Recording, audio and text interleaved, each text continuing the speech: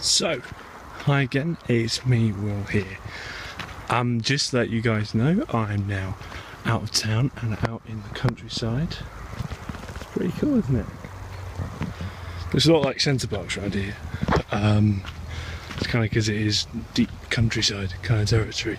So as I'm out here in the countryside, I thought I would do a little bit of a thing on what's better. Is the countryside better or is London better?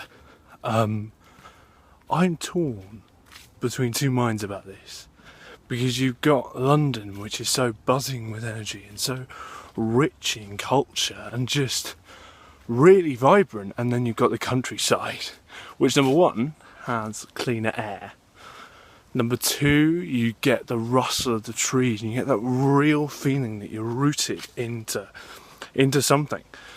Whereas London, you feel as though you're moving from one situation to the next and you really just don't know where you're going all the time.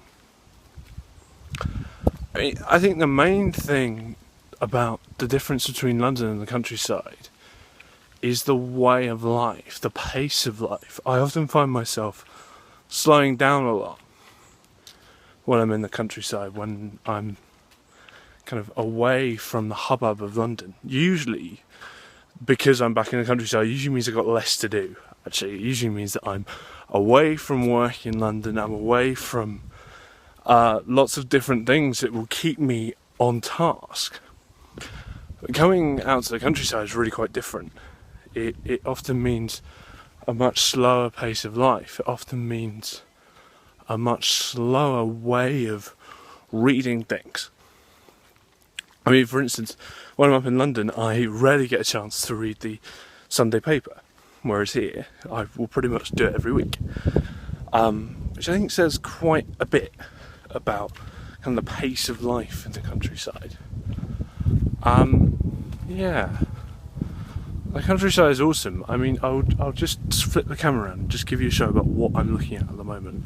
Firstly, I mean, just kind of by looking around and up especially, you've got these two amazing trees. I mean, they're just, and actually all of these trees around are just amazing. This top line of just things that are going at tens of feet, and how majestic they are. And then you've got these ferns at the bottom here that just surround you and really kind of give you this feeling of just being somewhere really quite special.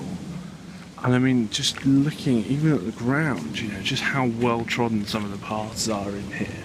But one of the advantages of being in London is that you don't have horse poo everywhere or dog poo everywhere. It's not kept under control here, mainly because there's such a huge landscape to cover. However, London does have a lot of advantages. I mean, you've actually got public transport that will actually get you places. I mean, and it will get you places at all hours of the day. I mean, let alone not having to wait half an hour for a bus, if there's a bus. I mean, for anyone that has lived in any way iotally remote, it's just a nightmare to get anywhere by public transport. I mean, if you're lucky, you've got a train service. And that's if you're really lucky. Because if you don't, you ain't not getting anywhere. I mean, it's just impossible.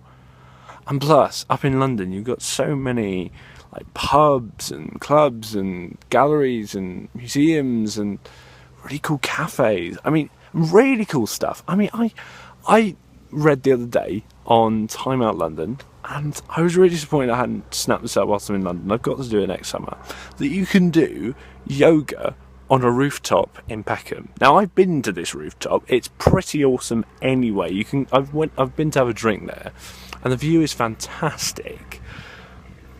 You can do yoga up there. Yeah, I mean, I'm not that much of a fan of any kind of exercise, but I would do it just for the novelty of saying, yeah, I've done yoga on a rooftop. You get what I'm saying? You get what I'm saying? I'll leave you with this, actually. You can take the boy out the countryside, but you can't take the countryside air out the boy's lungs. The boy's always a countryside lad in his lungs, and he's a London boy in his head. Bye!